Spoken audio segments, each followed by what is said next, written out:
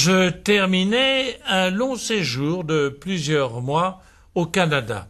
J'avais eu à prêcher dans de nombreux diocèses des retraites de prêtres. C'était juste après 1968, c'était en 1969-70.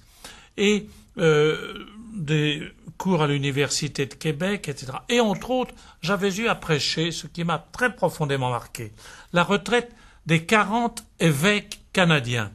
10 jours de silence complet, même à table. Eh bien, j'ai rarement été aussi ému que de rencontrer, de vivre avec ces hommes qui me demandaient l'essentiel de ce à quoi je croyais et qui me demandaient le pardon de Dieu. C'était pour moi un séjour merveilleux. Or, l'un des prêtres que j'avais rencontré m'avait dit il était chargé d'aller de temps en temps près du plus grand barrage électrique du monde, à Manicouagan 5. Figurez-vous qu'on pouvait mettre dans l'arche du milieu de ce barrage électrique, on pouvait faire tenir la tour Eiffel. C'était un immense barrage. Alors nous sommes partis et laissez-moi vous raconter cet épisode, c'est la parabole que je vais intituler tout simplement « Le trappeur et son canoë ». Le trappeur et son canoë. Parce que c'est exactement l'image du Nord, comme les Canadiens les appellent ce coin-là, vers le Labrador, le Nord. Le trappeur et son canoë. Écoutons.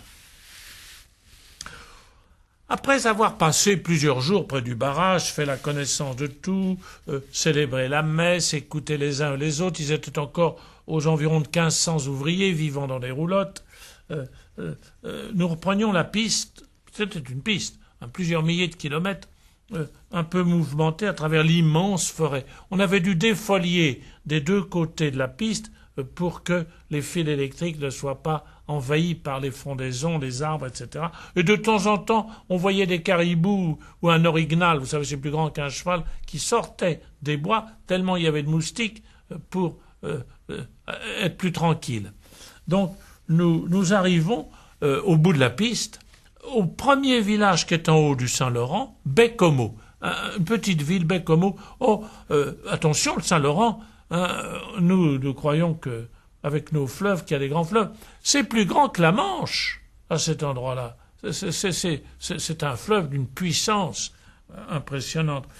Donc nous arrivions à Baie-Comeau, petite ville récente, un décor du bout du monde. C'était le soir, il y avait une lumière diffuse dans ce mois de juin, très douce, très belle, qui nous passait par-dessus la tête, qui s'arrêtait au milieu du village et qui rebondissait sur les grands cargos transatlantiques.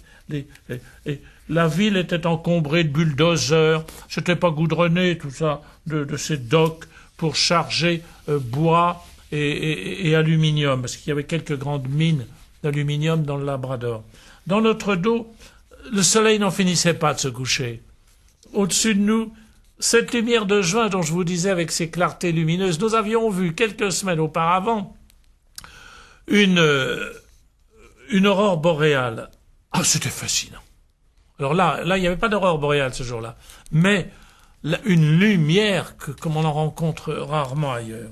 Et puis, tout simplement, au milieu de ce qui était encore un gros village, tout simplement, il y avait une statue. Cette statue, très simple, en bronze, il y avait un homme dans un canoë. On honorait celui qui, 50 ans plus tôt, avait cru, avait espéré, avait flairé qu'il y avait là un lieu extraordinaire. De fait, la baie était immense, pouvant accueillir tous les plus gros bateaux qui soient, et c'était merveilleux ces cargos. Il y a 50 ans, un simple canoë. Un homme était venu. Il avait espéré. Il avait fondé l'avenir. Je pensais à ce moment-là à l'Épître aux Hébreux, parlant du Christ comme un avant-coureur qui nous devance parce qu'il sait la lumière de Dieu, il a confiance en Dieu et qu'il est passé de l'autre côté du voile et qu'il a déjà réalisé notre salut. Ainsi, de même de Moïse. Moïse, arrivé au sommet du mont Nebo, c'est tout à fait étonnant quand on est en haut du mont Nebo. Moïse n'est pas entré dans la terre promise, mais il a vu Jéricho. Après 40 ans de vadrouille dans le désert, d'errement et de perte de sens, tout d'un coup, la terre promise. Du haut du mont Nebo, on voit cette grande oasis de Jéricho, superbe grâce à l'eau. Il y a des fruits, des fleurs, etc., des arbres, etc. Moïse a cru, et à cause de son espérance, son peuple est entré dans la terre Moïse.